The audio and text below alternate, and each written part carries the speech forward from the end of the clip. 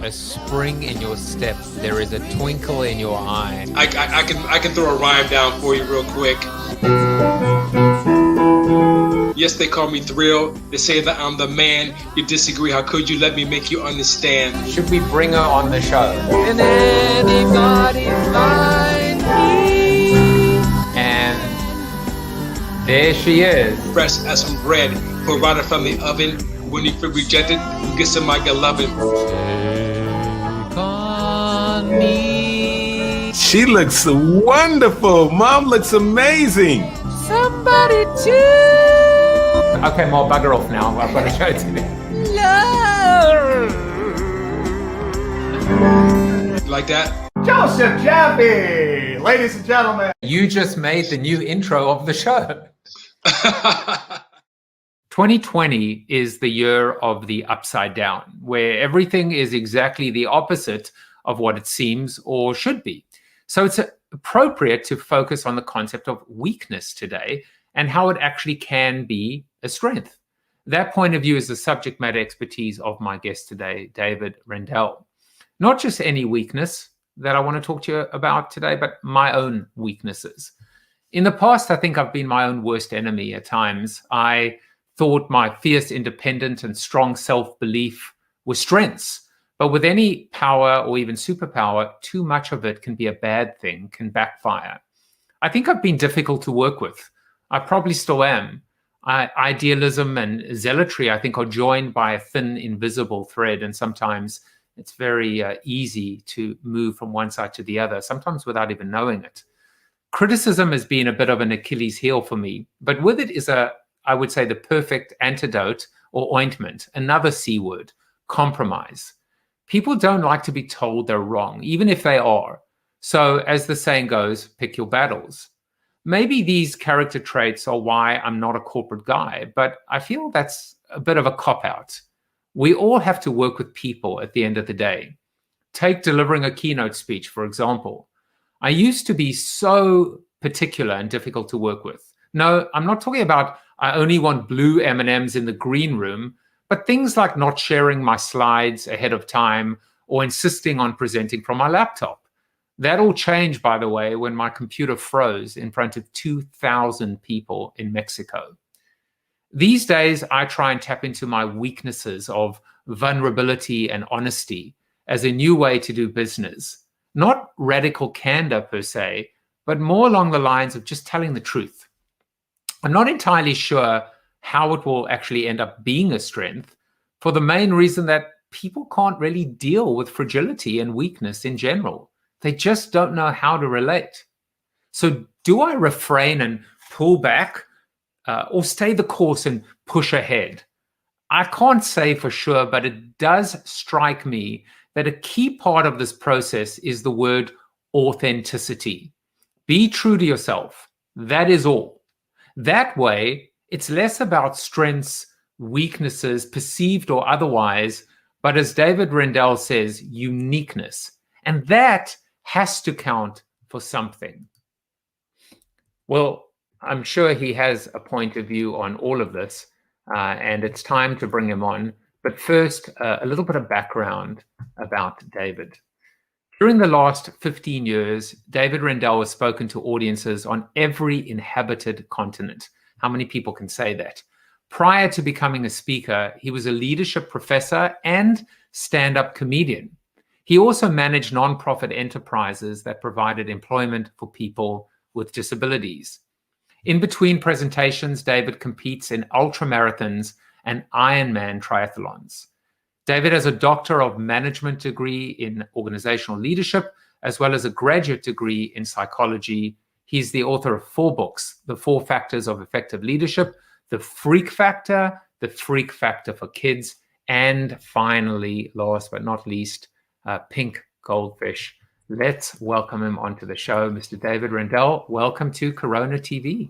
I'm happy to be here. Happy to be talking to anyone who doesn't live at my house.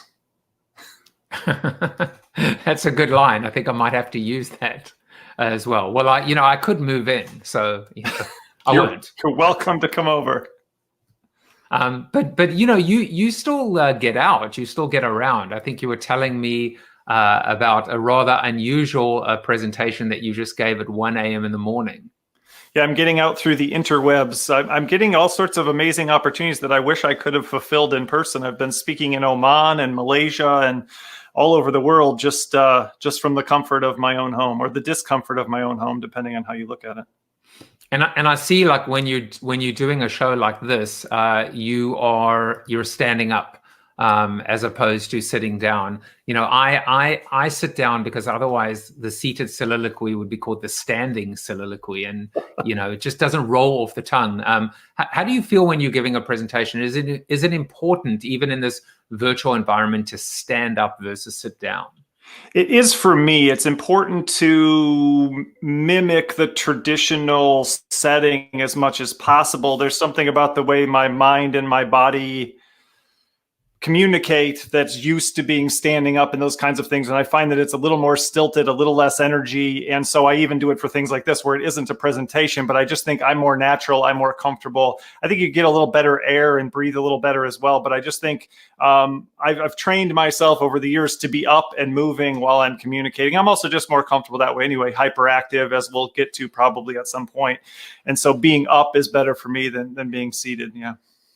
Yeah, and that word hyperactive, we can put a pin in it for now, because it's a word that carries so much weight and a misunderstanding, right? A kid that might have been called hyperactive 20 years ago today is diagnosed as ADD or ADHD, is put on medication, when in actual fact, I'm pretty sure you would tell me that it might actually not be the weakness, certainly from 20 years ago, that we all thought it was.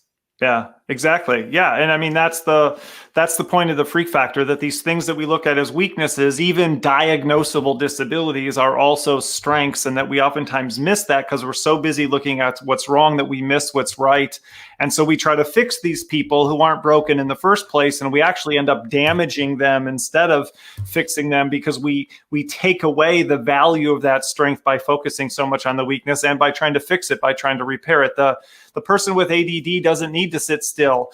They need to find opportunities to move. They don't need to focus. They need opportunities to explore a wide variety of interests. So it's not about fixing it, but if we believe it's broken, then we need to fix it. And so that's the first part that needs to change, is being able to see weaknesses in a new light and be able to see the strength that comes with those weaknesses. Yeah. I think that word also, broken, is such an important word, because it's subjective as well. Who says it's broken? Who defines what is broken? And it just sounds to me to be incredibly arrogant to take it amongst ourselves to fix something that is so gloriously different and unique. And I think that's obviously a lot of the things you talk about. Well, and I think you really hit something immediately there. Who decides? So if, we've all heard feedback is the breakfast of champions. And we tell people that if you want to be a leader or be successful, you need to be open to other people's feedback and input. And yet, who decides? When, where? I can't give you a blood test to find out if you're conceited or just really, really confident. I can't give you a blood test to find out if you're really, really organized or you've got some kind of problem. There's no scientific evaluation there. So it's up to, my boss told me I'm too analytical. My boss told me I'm too intense. My wife told me that I'm too organized. Who decides? Who decides where that line is, and who decides when we should take that criticism on board and try to do something about it? Or we just say, hey, everyone's going to have a different perspective on just about any possible characteristic. And I could probably find other people who feel like maybe I don't even have enough of that characteristic. I always joke, if someone tells you you're too organized, join the National Association of Professional Organizers and find out where you really stand. And when you end up in that situation, you're probably going to be around a bunch of people who are challenging you to be even more organized than you already are, instead of asking you to dial it back.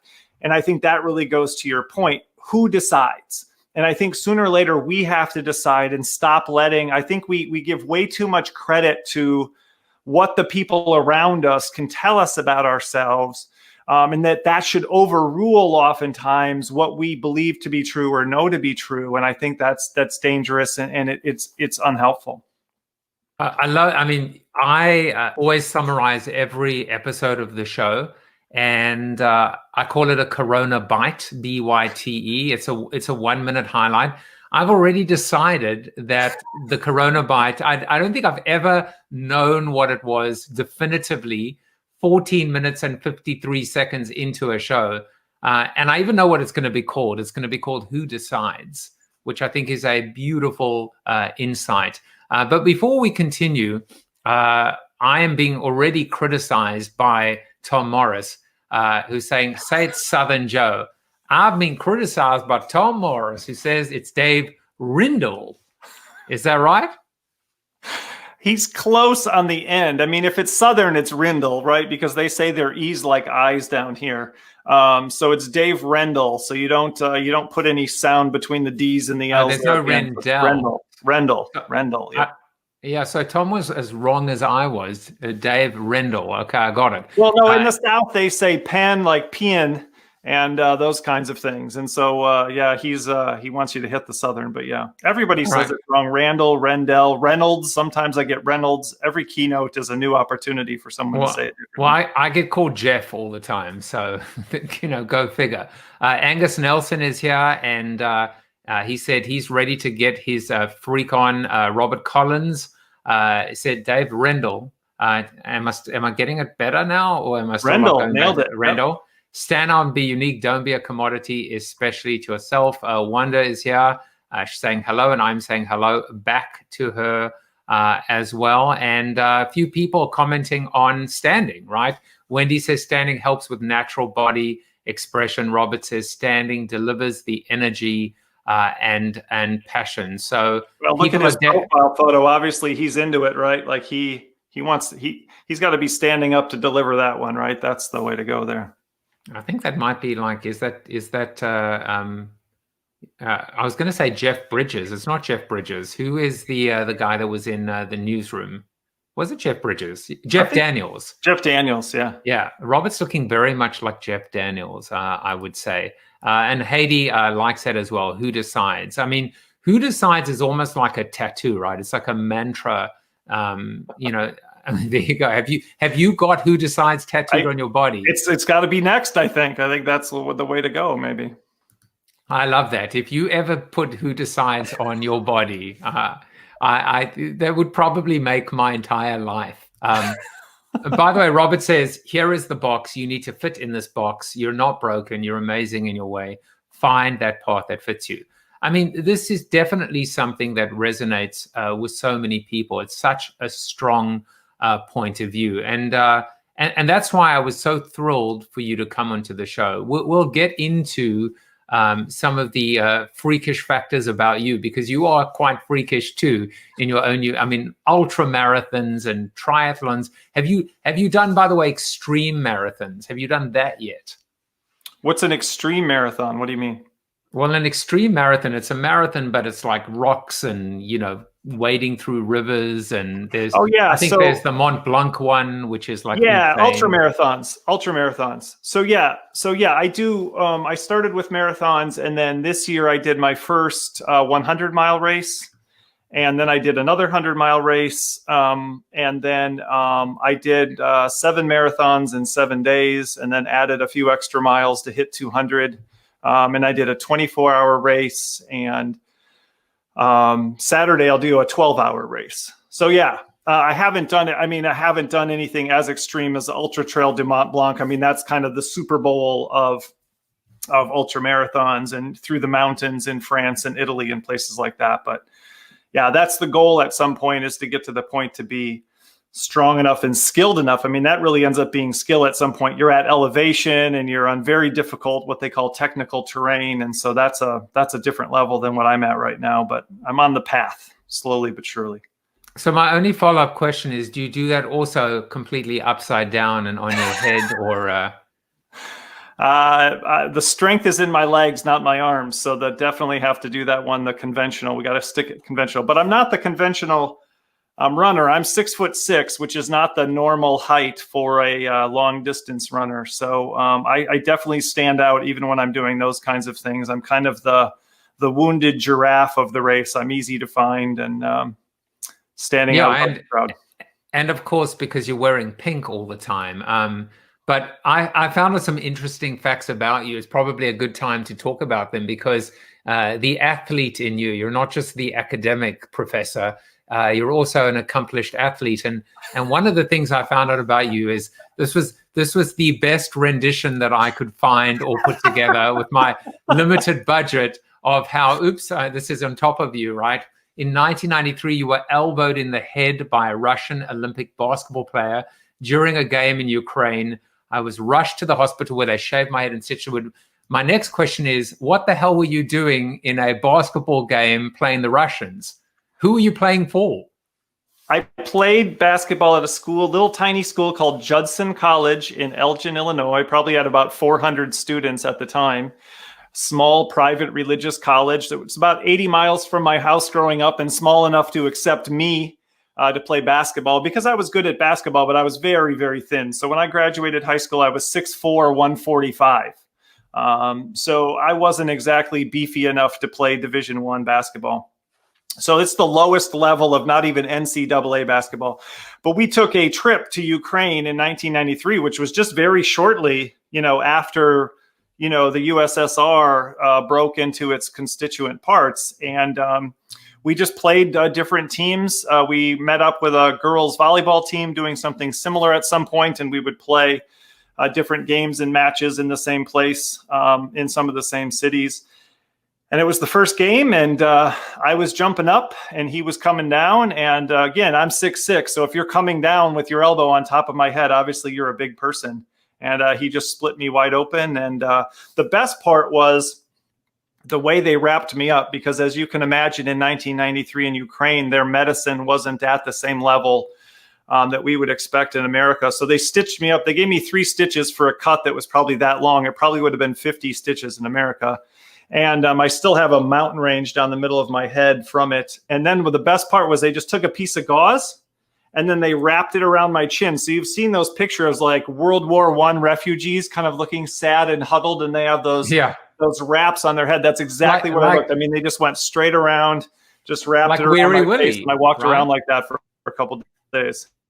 I would say like Weary Willie. I think Weary Willie must have worn a bandage around his head at some point. And it's funny.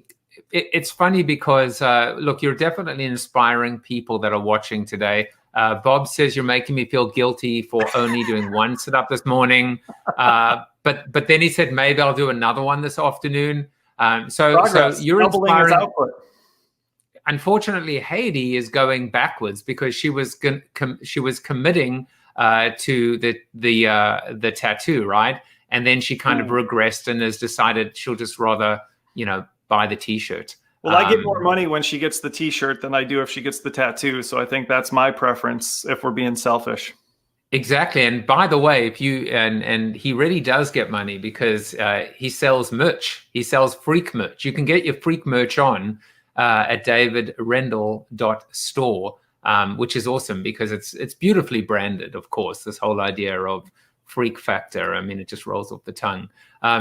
So let's get into the subject matter for a moment. But before we do that, there are 2 just final pieces of embarrassment that I have to call out, which is because you're an athlete, you're an Adonis. There's no question. You tower above us all. You can deliver a keynote standing up or on your head. We get all of that. But then you have this thing that I can't even pronounce, which is bilateral Gesundheit, what you call midget digits on both of your thumbs. So what the hell is that? Well, first, I want to make it very clear that we're not using midget in the inappropriate way. Brachydactyly actually means the literal translation is midget digits. So we're not talking poorly about little people. So it just means that your digits, whatever they happen to be, for me, it's both thumbs. That's the bilateral part, are smaller than they would otherwise be. So I'm 6'6". I should have these gigantic hands and these gigantic thumbs. Look up, Michael Jordan was 6'6".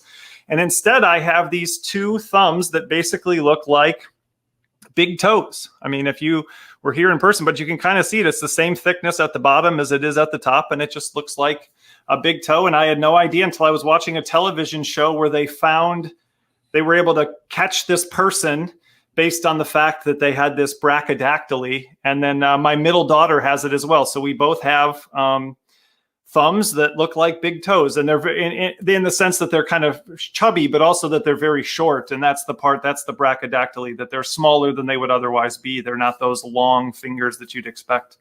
You can actually answer the age-old question, would you rather have feet for hands or hands for feet? Got them. And didn't even know it. Just thought everybody was like that. And it turns out they're not. So your answer is just yes. Yeah. Love it. Yeah. Why not? All right. So let's get into the subject matter as well. The freak factor. An amazing, amazing concept. I would love for you to set up the book, set up the thesis. This is your life's work. And then, I will jump back in, and I'm sure many people will with comments. Yeah, I mean, it's really simple on its face. I mean, I was always in trouble in school and at home, and then eventually at work because I couldn't sit still, be quiet, and do what I was told. So those were all of my weaknesses. Dave, my parents, Dave, you need to sit still and be quiet and do what you're told. At school, Dave, you need to sit still and be quiet and do what you're told. Dave, and here was the underlying message, explicit and implicit. You're never going to amount to anything if you can't learn to sit still, be quiet, and do what you're told. And that's the framework that most of us bring to self-improvement. In fact, almost every self-improvement book is, you probably have this wrong with you, or, hey, let me show you how you're doing this wrong or not doing this right or failing in this way. And then let me show you how to fix it. And so for me, it was sitting still, being quiet, and doing what I was told. And everyone told me that I had to fix those if I was going to be successful. And I wasn't one of those people who was like, I'm going to show you, I'll do it my way. I figured they were right. It was kind of just demoralizing. Like, well, I guess, it sucks that I'm going to be a failure, but I don't really know what to do. And I'm trying to do it your way. It's not working, So I figured they were right. And then I got surprised. I became an adult. I stumbled into professional speaking, didn't even know it was a thing. And now I get paid to stand up, not to sit down. I get paid to talk, not to be quiet. And I get paid to run my own business, not to do what other people tell me to do. And so I remember I was sitting in a car wash, listening to a book about focusing on your strengths instead of your weaknesses. And I thought, wait a second, what if the weakness, what looks like the weakness is the strength? What if the worst thing about you is the best thing about you? And it was just that one question that ultimately became everything that we're going to talk about today. It became the book. It became the assessment, because I discovered that definitely my weaknesses were strengths. And it was more than just your biggest weakness and your biggest strength. It could be a whole series of characteristics. And then I started finding these amazing examples of people all over the world. I mean, dyslexic billionaires. And there's a guy that I got to speak with who has no arms, and he's the best archer in the entire world because he doesn't have arms and because he uses his legs instead, and that gives him an advantage. So I started finding these amazing examples of how weakness was strength, and just got more and more passionate about it, and got more and more amazing feedback from people when I shared it. So I built the assessment, because people would always say, what's good about this bad thing about me? And, started speaking on it. And pretty soon it was the only thing I was speaking on. People, I think, want me to speak, and I'm funny and some other things, but I think people ultimately want that message. You need to hear that your kids' weaknesses might be strengths. You need to hear that your employees' weaknesses might be strengths. You need to hear that your students' weaknesses might be strengths. And so I just keep getting to speak to these audiences where people hear it, and then they tell somebody else, which, as you know, in marketing is the best kind, word of mouth marketing. You need to hear this freak factor idea. And so it wasn't some kind of, definitely not marketing genius. I never even took a marketing class. It was my life. And I discovered a truth that changed my life. And I started sharing it. And it turned out that it resonated with a lot of other people as well. And I've just been, talking to as many people as I can about it for about the last 15 years. Well, first of all, damn you, because you might have now birthed the second Corona bite, which is the quote, "It was my life." It wasn't. Yeah. I mean, but again, there's this idea to one's, to thine own self be true, which is being able to embrace the flaws, the warts, the midget digits, whatever the case may be. But there's something else that you said that I was just taking feverish notes myself, and I know Tom Morris is taking notes as well. And I wrote down, get paid to do the things that you suck at, or that people tell you suck. Get paid, find a career that matches your weaknesses as opposed to your strengths. I think the way that you told your story is quite sublime. You spoke too much. You never shut up for a moment. Guess what? What would happen if you could get paid to talk and paid to talk a lot? And it's the exact opposite of how we think about career counseling. The opposite. Yeah. And it's the step. And I have a framework in the Freak Factor, and one of the steps is amplification. Turn up the volume on that thing that everyone's telling you to turn the volume down on. And I use Jimmy Kimmel as an example. He had a 10th grade history teacher who told him, you'll never amount to anything unless you stop screwing around. And then he went pro at screwing around. He went full time at screwing around. He became more childish, more silly, more ridiculous, more immature. Now he's a talk show host, has his own television show. He's hosted the White House Correspondents' Dinner. He's one of the highest paid comedians in the world because he turned up the volume. He amplified the very characteristic that an adult in his life told him definitively, you'll never amount to anything. I always say that was rough. My parents gave me hope and said, you'll never amount to much, right? But he told me you'll never amount to anything unless you stop screwing around. And then that's what he went pro in. They called me hyperactive, and now I do ultra marathons, and I get praised and rewarded for the very characteristics I used to be criticized and punished for, not because I turned the volume down. We love to talk about moderation and reduce it and dial it back and find just the right amount, kind of the Goldilocks kind of thing. And that's not when it happens, I don't think.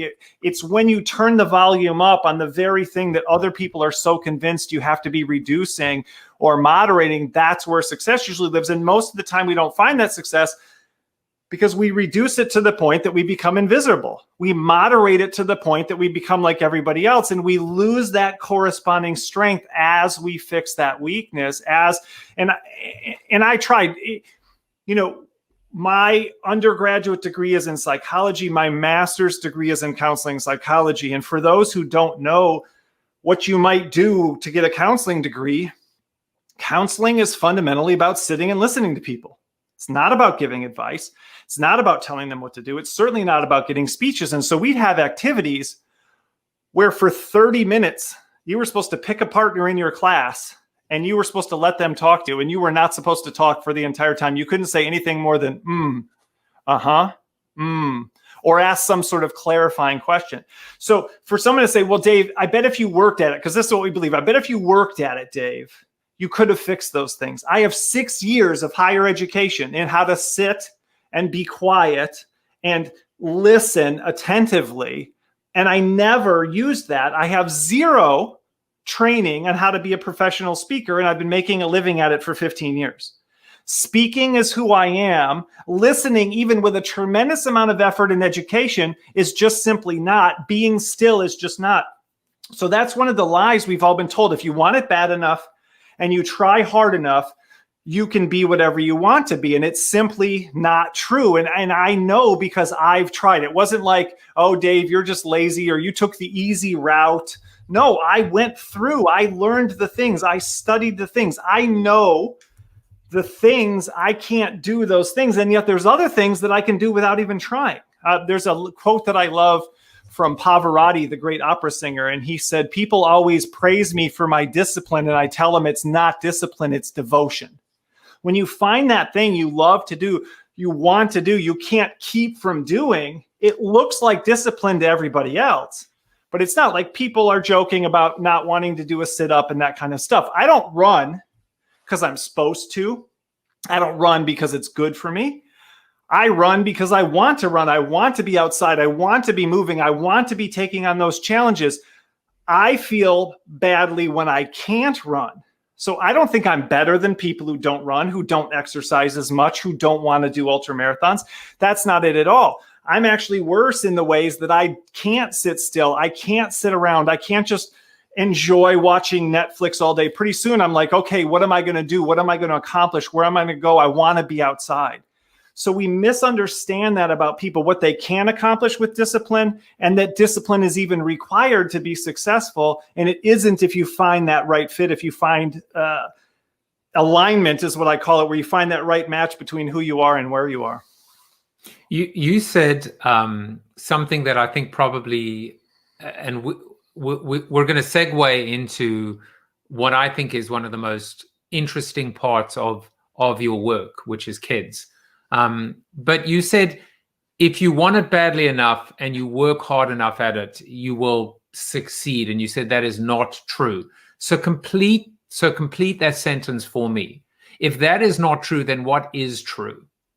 What's true is that success happens when you find the right fit between who you are and where you are, between the person and the place. When you find that alignment where, to your point from earlier, it's not that the weakness becomes a strength or that you turn the weakness into a strength. In the right situation, the weakness is the strength. When I'm in school and I want to move and I want to talk and I want to be in charge, all of those characteristics look like weaknesses because I'm in the wrong place. I'm in a place that wants sitting still, being quiet, doing what you're told. When I run my own business as a keynote speaker and I want to stand up and I want to talk and I want to be in charge, that's the job, right? That's the job. No one's ever complained because that's the job. So one of my favorite examples, and this kind of segues into the kids, there's a guy named Thorkild Son, and he had a son with autism. He noticed that the therapy for autism was focused on getting his son to stop hyper-focusing and stop doing the same thing over and over again. Those are two of the classic characteristics of autism: hyper-focus, repetitive behaviors. Thorkild Son goes to work. He works in software testing. He sees that, wait a second, in software testing, we need employees who can hyper-focus and do the same thing over and over again. And typical people actually aren't very good at hyper-focusing and doing the same thing repetitively over and over again. He builds a company for his son. So forget finding the right fit. He creates the right fit. He builds a software testing company, hires his son and 50 other people with autism. They've been so successful that the SAP, the global software giant, is currently looking for hundreds of people with autism to do software testing for them. So he didn't say, and this is what most therapies are based on, if I work hard enough with my son, I can get him to stop hyper-focusing and get him to stop doing the same thing over and over again. And if I put the right rewards in place, and I know this stuff from psychology, and I put the right punishments in place and the right incentives in place, and I follow up consistently, I can train my son. And what's sad about this is we're now talking about the same way you would treat a seal at SeaWorld or an animal you're trying to teach. If I train them, I can stop him from doing these weird autistic behaviors that are inappropriate, and they're only inappropriate because they're abnormal. It's not what normal people do, so we need to fix this. And instead, he reframes the whole thing. My son can hyperfocus. My son can do repetitive behaviors. Where would that be a strength? And so his son and others have had massive success, not because anybody fixed them or changed them or forced them to try to fight through who they were to be something better, and certainly not to make them normal. He discovered they were abnormal in all the right ways when they found the right spot. So that's really what getting better is all about. It's simply about finding that fit, that match between who you are and where you are. And sometimes that's not easy to do, but it's a better question to ask than how do I fit in, which is what most of our self-improvement is based on: getting your kid to fit into school, getting yourself to fit in your career, getting your employee to fit into a job that maybe doesn't match them. That's where all the fighting happens. And so most of it doesn't have to be an effort when you're in the right spot, when you find the right spot. There was no point today where I was like, oh, I got to do this thing with that guy and he's going to ask me questions and I'd rather be doing fill in the blank. This doesn't require discipline today. In fact, if you would have canceled, I would have been like, bummer, missed a chance to do that thing I love to do, right? Love it. Absolutely love it. And this book, The Freak Factor for Kids, I think I even swore at you, well, not to you, but at you. And I because you wrote this book in 2012, right? The Freak Factor for Kids: The Weirdest and Weakest Children Make the Best Adults. And before we get into it, you've put together some fantastic videos that I was just enthralled by. This is just a little clip from the one that you supplied for the Freak Factor for Kids, and I just wanted to show people.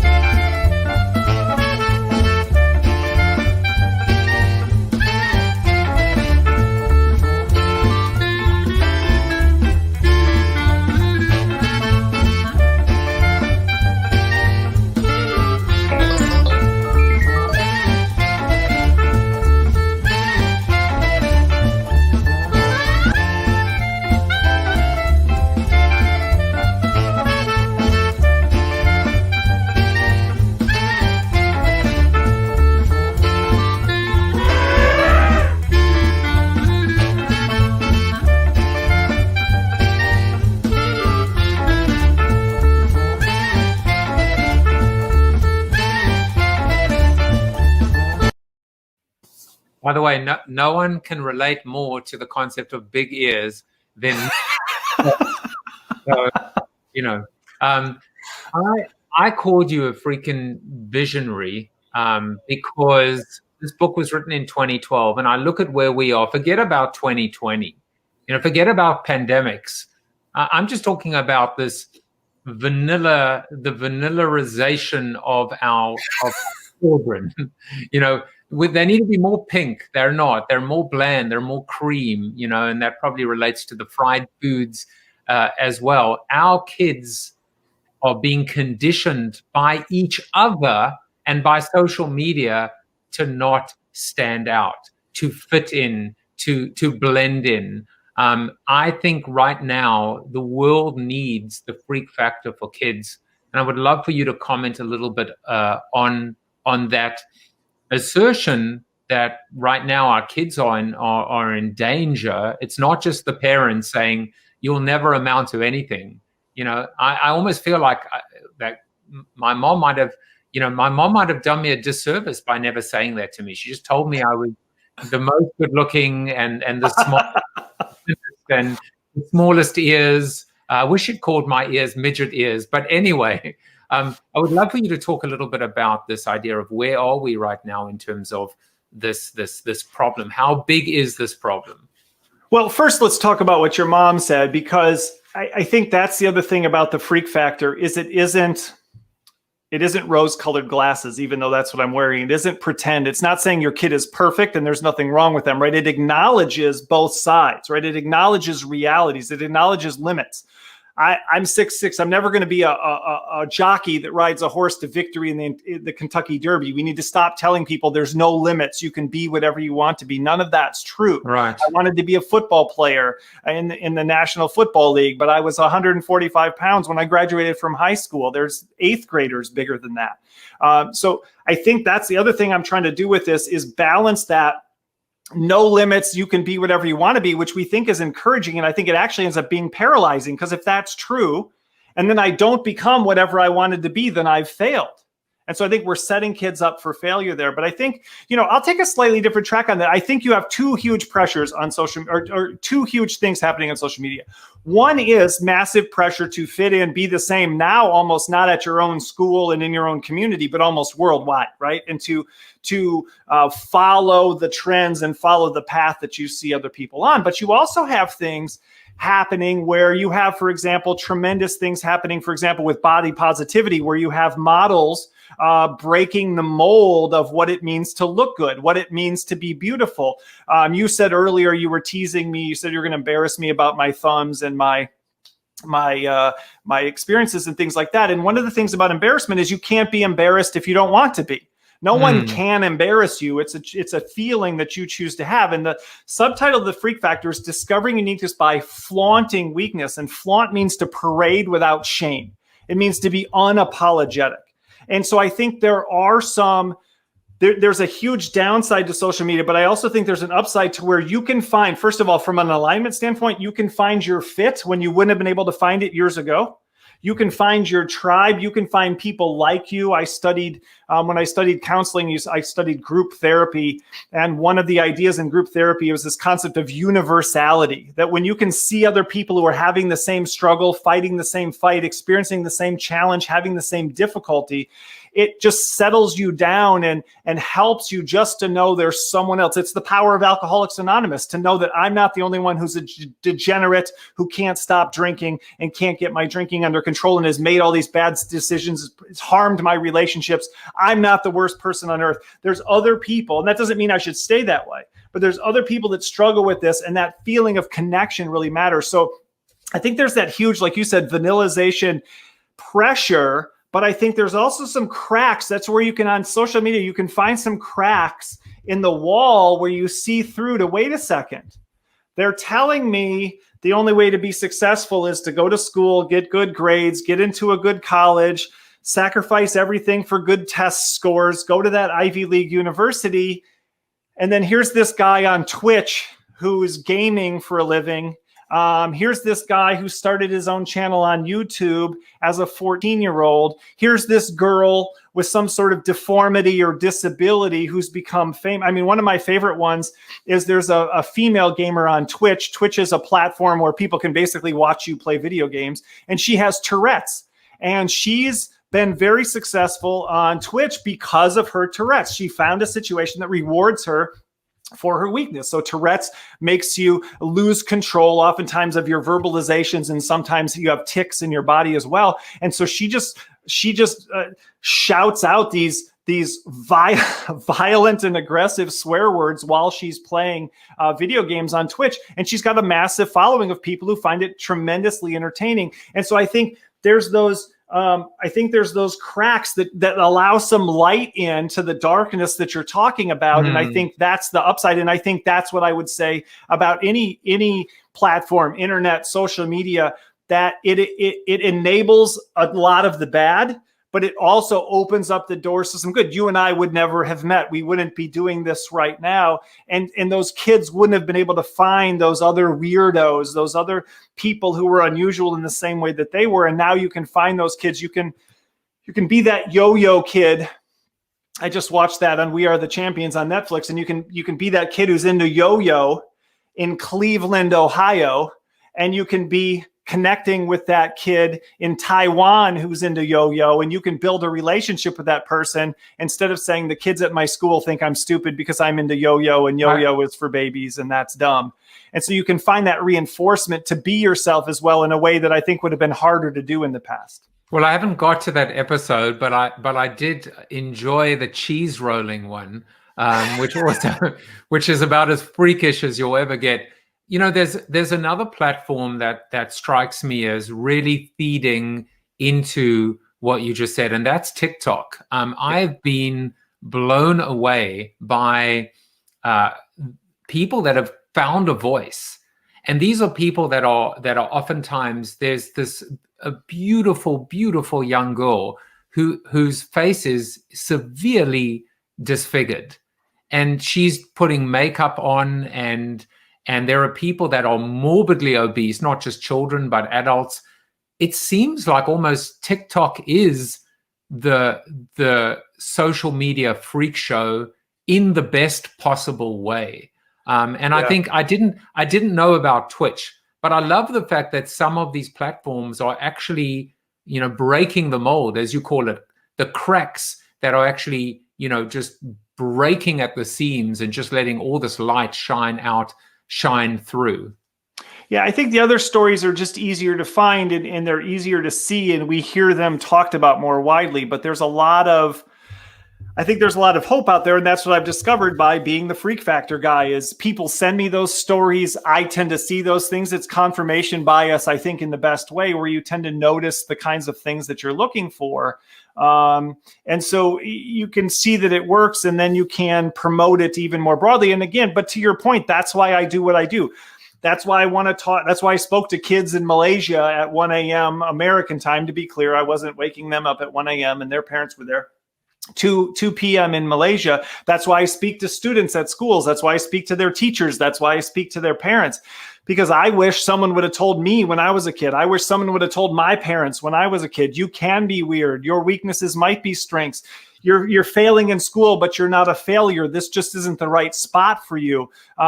There's hope. The thing that seems damaged and broken about you, there's an upside to that. And though there's a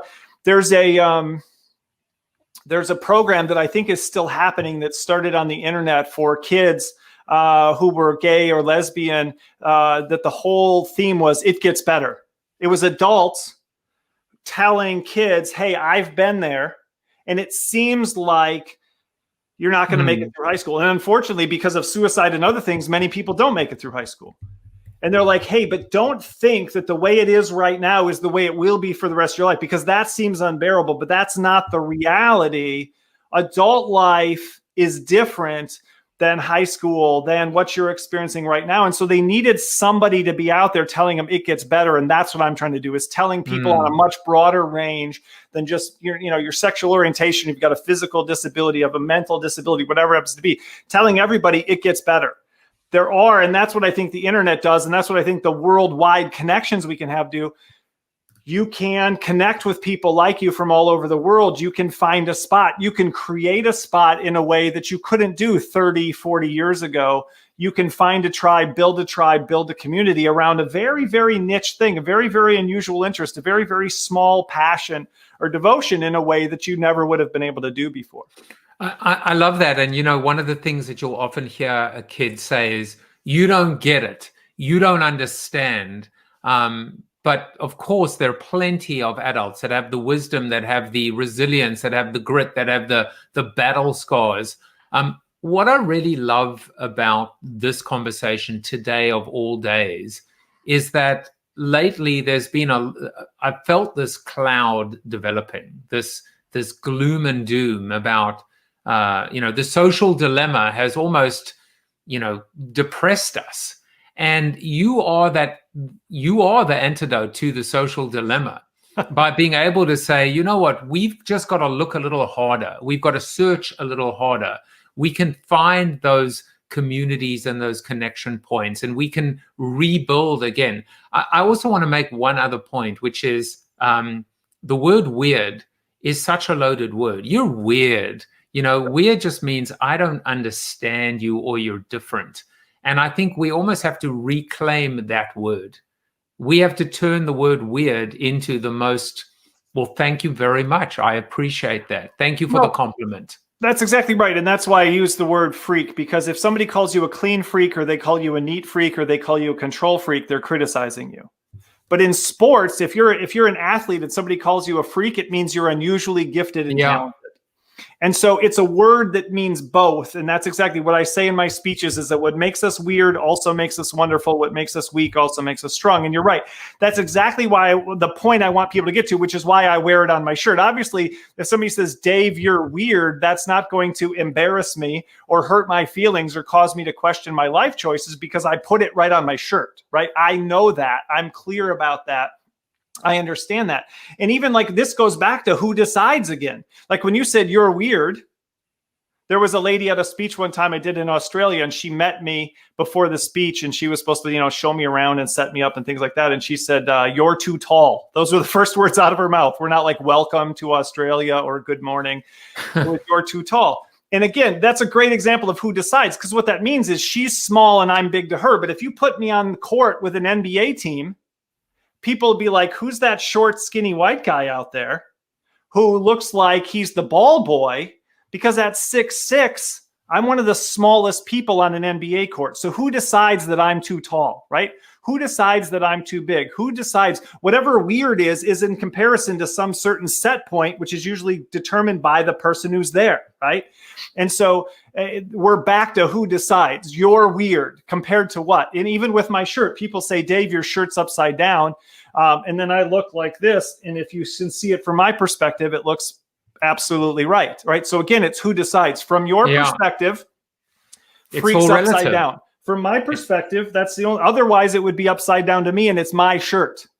It's my shirt. So one of my tattoos is upside down, because when I see it, it's right side up. And when I ride my bike and I have my arms out in front of me, it's the way I want it to be. It's not for you, right? It's not for you. It's for me. So it's not about your perspective. And I think it's not that we don't listen. It's not that we don't care. It's not that you can't learn. But I think sometimes we just give too much weight to what those other people are saying. And we worry that they're right in ways that we can't possibly understand, that we have to change everything in order to make those people happy. And that just becomes an endless game that you can never finish and never win at. I mean, the word perspective is important. As Bob says, see it from my perspective. It is all relative, but there is something that you have, and someone might interpret it as supreme confidence, but it's the word I would use is peace. When you are at peace, when you have that identity, when you have that inner strength and self-confidence, nothing can take you down or take you out. But there's so many people that are so insecure. You are secure, but so many people are insecure. How do they counter that? Or and I'm checking myself because I'm using the word insecurity. See, I almost fell into the trap. I almost did. How can you embrace that insecurity and turn that into a strength? Yeah, so I do think that there's two kinds of weaknesses, and what we're talking about, what we've been talking about this whole time is who you are, who you naturally are, how you were born, how you're wired. But I do think we have baggage sometimes, right? We have luggage that isn't us. We're insecure. I was insecure for a long time, even though now I seem confident because everything around me said, you're going to fail. You're the worst. You have massive problems. Your way of doing things can't possibly be successful. That was external insecurity being projected onto me. And I didn't have the knowledge and the life experience to be able to combat that. So I do think that to play the game, insecurity is oftentimes what it looks like when somebody has a profound level of humility. They can oftentimes get criticized for that, right? A very humble person can oftentimes be criticized as insecure of not promoting themselves enough, not putting themselves out there enough, not being willing to share their successes enough. And that can make them seem insecure. And again, that's the thing from other people's perspective, even though that's not what it really is. But I think that's what the whole freak factor is trying to do. It's trying to give people that confidence, tell them you're better than they're telling you you are. You're better than you think you are. You have more strengths than you think you do. You've been focused in the wrong place, and the people around you have been getting you to focus in the wrong place. I want you to see the other side of the story. There's a quote that I use at the end that I just absolutely love. It says, "We do not believe in ourselves until someone reveals that deep inside of us something is valuable, worth listening to, worthy of our trust, sacred to our touch." That's from E.E. Cummings. We do not believe in ourselves until somebody reveals that deep inside of us something is valuable. Maybe the thing that everybody's been telling us for our whole life is the most worthless thing about us. That it isn't worthless, that it's worth listening to, that it's worthy of our trust, that it's sacred to our touch. And so I think that's how you help with that insecurity that we've been taught to feel, that shame that people want to use to control us. That's why I use the word flaunt, to parade without shame. People can't shame you without your permission. People can't make you feel ashamed. You can decide how you want to feel about who you are and the way you've done things. You can decide to not give weight to what those other people think. And so I think that's the message for people who have had that insecurity put on them. I don't think that's a characteristic that somebody has, is to tell them, and that's what I'm trying to do with the Freak Factor. It's not the traditional self-help book. Here's what's wrong with you. I'm going to help you fix it with enough self-discipline and effort. You'll be able to get there. I believe in you. It's no, you probably don't have as much work to do as you think you do. And in fact, what I'm really telling you to do is almost the easiest possible thing. Sometimes you just need to trust yourself and be more of all those things that people are telling you to be less of. Turn up the volume, even when people tell you to turn it down. Go with your devotion. Don't worry so much about discipline. Those are actually easier lessons to hear sometimes. Just do the things that you're trying to do and that people are fighting you on, and see where that goes, and try to find a way to do that productively and adaptively. It's so funny because, one of the things people tell you with streaming is, less is more, and video needs to be shorter. And I'm looking at the timer and I'm thinking, you know what?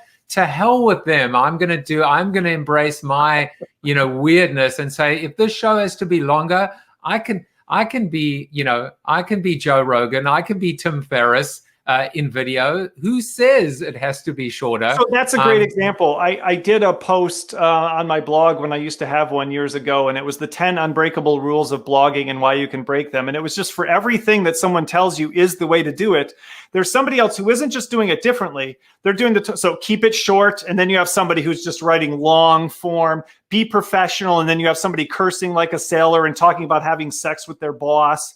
And then somebody says, be personal and be vulnerable. And somebody else who you don't even know if they have family, you don't know where they live, you don't know what they're up to. They do everything sort of detached and objectively. For every sort of piece of advice, you can find somebody, again, who isn't just succeeding a little bit, but absolutely crushing it by not doing it the way that. And so I think that's, again, my constant message, is to just analyze that, find out if that's really true. Is vanilla really the only way? Are there people who want something different? And almost be skeptical, almost to not even just go, well, maybe, almost.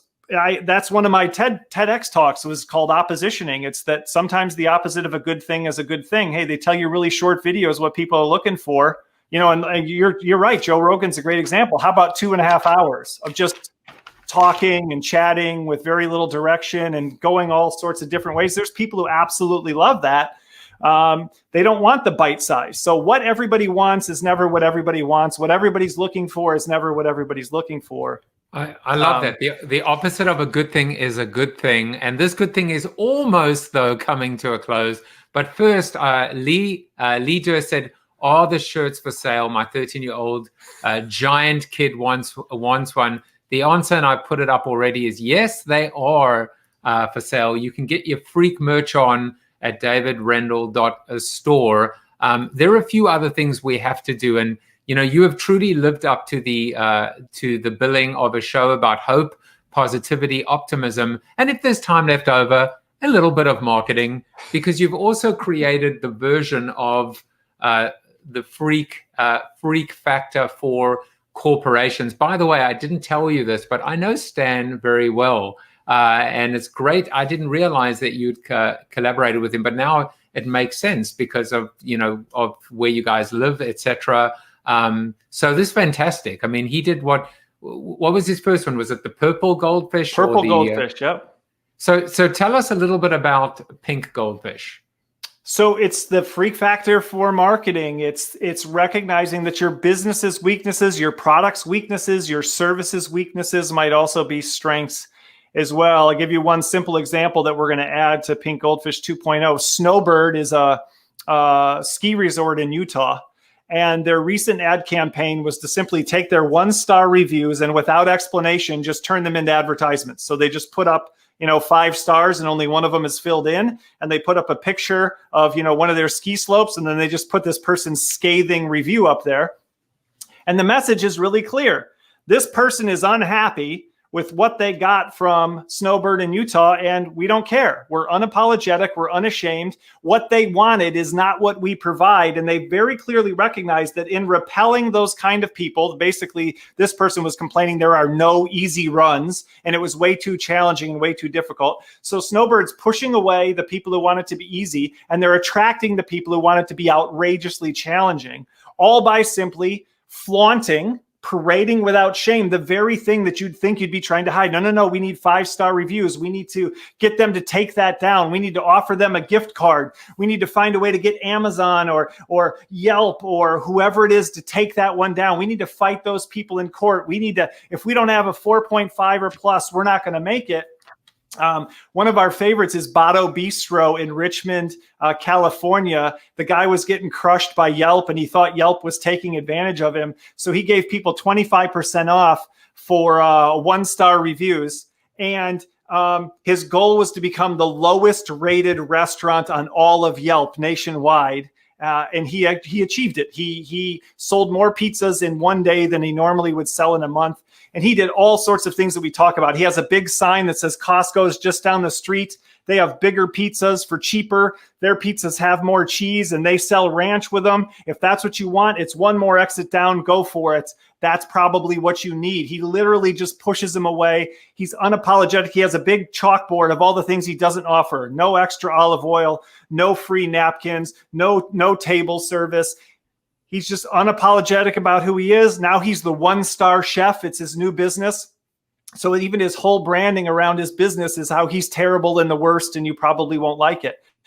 And so we're just showing people that, going to what you said at the very beginning, authenticity, being who you are, not trying to, I didn't build the freak factor for an audience. I didn't say, what I think people want to buy is the freak factor. That's not what I said. I said, this is who I am. This has changed my life and I want to share it. Maybe it'll turn into something, maybe it won't. This guy's providing authentic Italian pizza in a way that he finds meaningful. And a lot of other people do as well, but a lot of other people find to just be frustrating and to be garbage and they don't like the experience.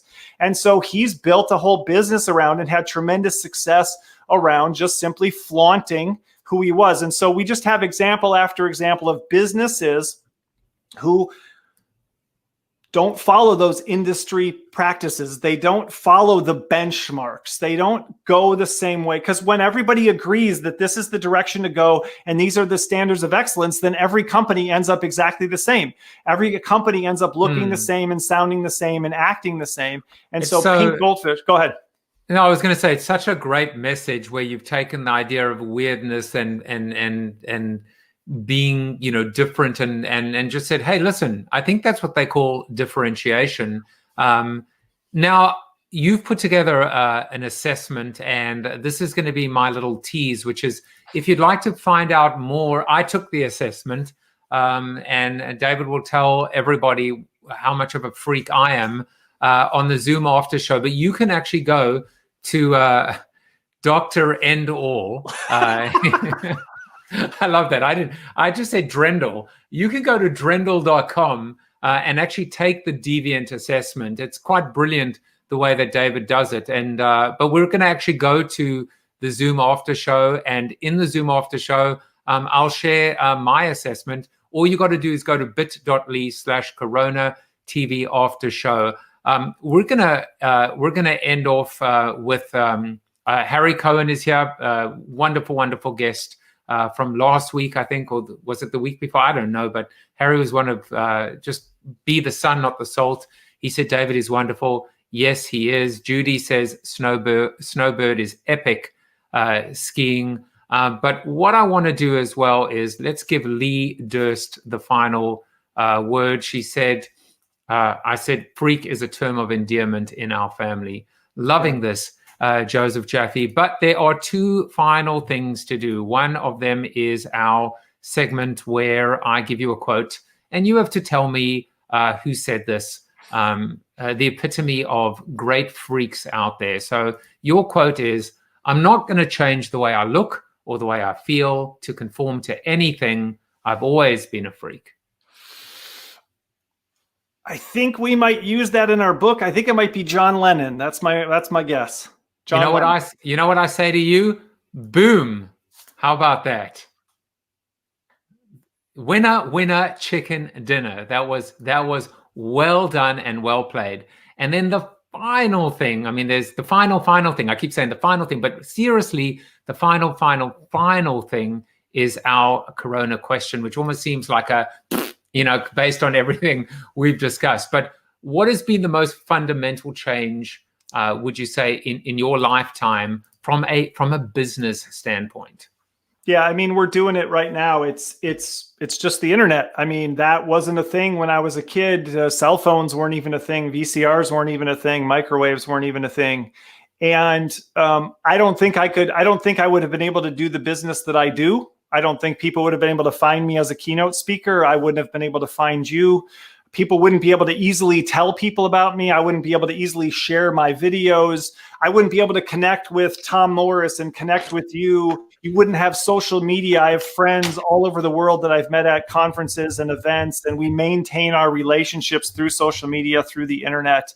I can stay in contact with my family from all over the world using video. I can run my business from a mobile phone instead of having to have an office and having complicated things that have to happen. I can organize my flights when I was allowed to leave my house on an app instead of having a complicated situation with papers and tickets and phone calls and being on hold and all those kinds of things. So I think the internet is hands down. People wouldn't be able to buy this shirt from me right now. I mean, all the things that we're able to do, and it's done print on demand and things like that, because people can access a site and find a thing that they want, and it can be produced for them. Instead of me having a physical store somewhere and saying, yeah, come on down. Next time you're in Goldsboro, North Carolina, stop by my shop and pick up a shirt, So I think the internet hands down is the biggest, tying it back to what we've talked about, it enables people to find people who are freaks like them. It enables people to find people who are weird like them and be weird and not be alone. And I think that's really, really crucial. Yes, exactly. And I love how you've gone back to the basics, to the beginnings, to see it for what it is, it was meant to be, and find that hope, positivity, and optimism. It has been a real treat. I would be remiss if I didn't thank on the air Mr. Tom Morris for making this introduction. It's all about paying it forward. Final word always, it doesn't actually go to you or to me. It goes to, the man who decides if you go to Dr. Rendall or Dr. Beginall, Mr. Chuck Norris. You are Chuck Norris approved. Thank you for watching the show about hope, positivity, optimism, and if there's time left over, a little bit of marketing with your host, multiple author, and global keynote speaker, Joseph Jaffe. If you like the show, tell a friend or two. Please subscribe to the show, and if you want to get inside news, previews of upcoming guests, and much more, visit josephjaffe.com/subscribe to sign up for the show's newsletter. And despite the best ministrations of your wife, you still look ugly.